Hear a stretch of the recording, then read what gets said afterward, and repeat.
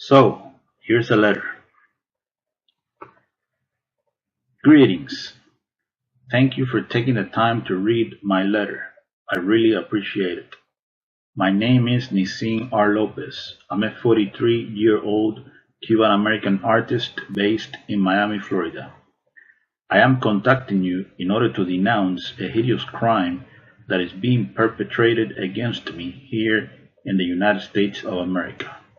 Contract stalking and electronic weapon assaults sponsored by corrupt elements in the US government.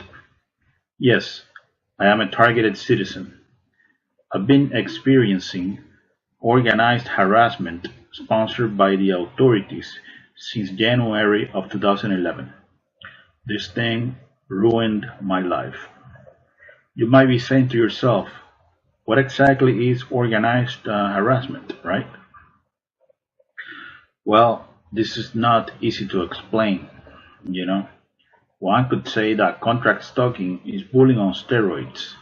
Covert harassment, organized group stalking, or community-based mobbing is pretty much a form of political repression, extrajudicial punishment.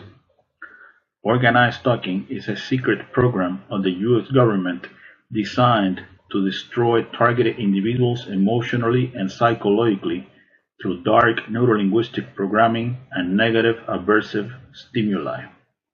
We're talking here about a multi-layered interagency program. Law enforcement is behind this, the intelligence community is behind this, and third-party contractors are behind this. Private security companies, mostly employ ex-military and ex-intelligence agents. As far as the organized community harassment done to me every single time I go out into the general public, the unjust systematic harassment is done by a group of people in an organized fashion, using unethical means in order to torment, preoccupy, agitate, intimidate, and terrorize the isolated victim 24/7 no matter where he goes. I'm talking about acts of provocations, street theater, invasion of space, noise campaigns, mimicking directed conversations, engineered collisions, orchestrated synchronicities, entrapment, etc. Pretty much community-based mobbing based on choice reference patterns. The targeted citizen is exposed to a stressor outside the range of usual human experience. He is terrorized 365 days a year, 24/7. He is kept in a state of anxiety and hypervigilance until he finally breaks down after years of indescribable psychological abuse.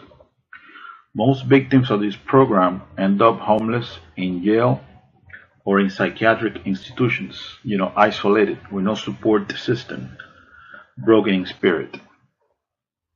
So now, who are the agent provocateurs recruited by the authorities that constantly harass the targeted individual in an organized fashion?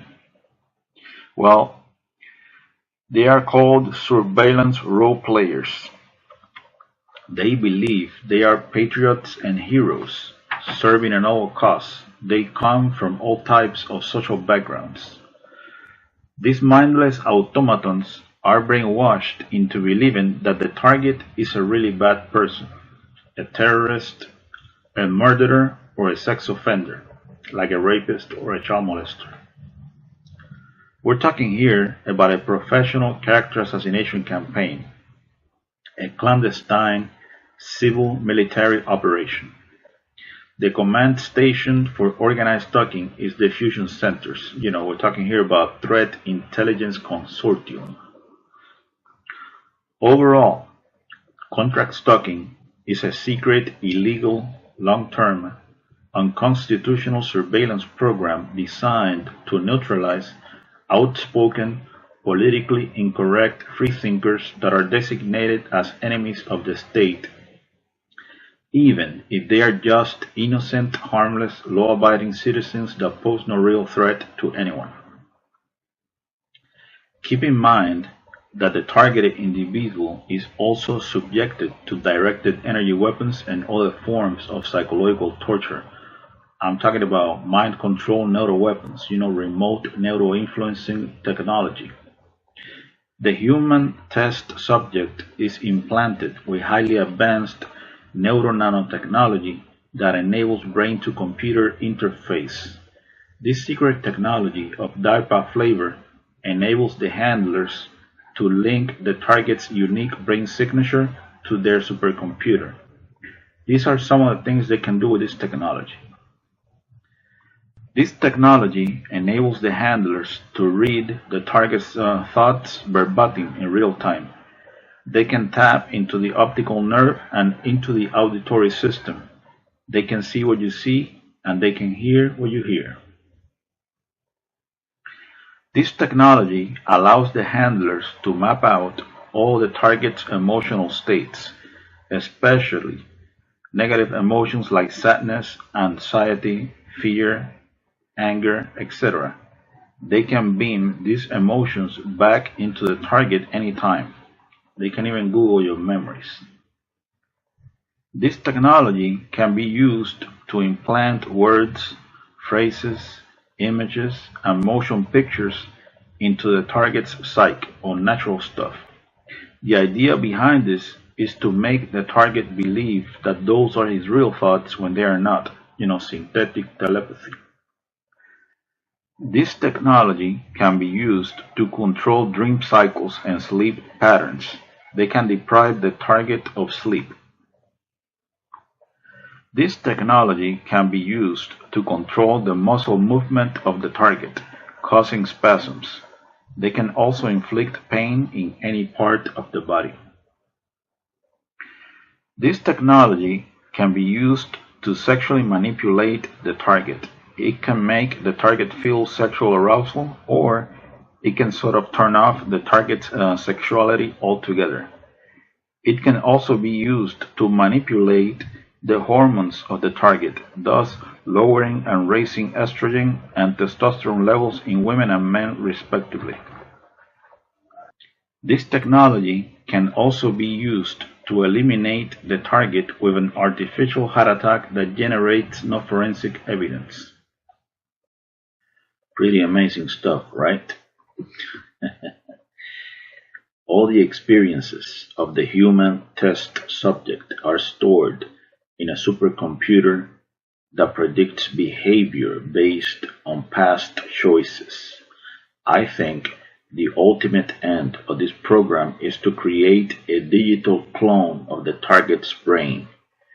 They basically got control over your thoughts, feelings, emotions, sensations, etc. Full spectrum dominance. So now, the leader of clandestine operations in the CIA, Elizabeth Kimber, she doesn't know anything about this behavioral modification program.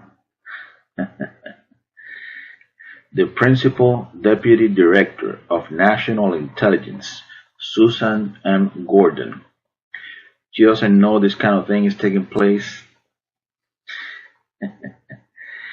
The director of the Defense Intelligence Agency, Robert P. Ashley, he doesn't know this is going on. The Assistant Attorney General of the National Security Division, John Charles Demers, of the Department of Justice, he doesn't know this is going on.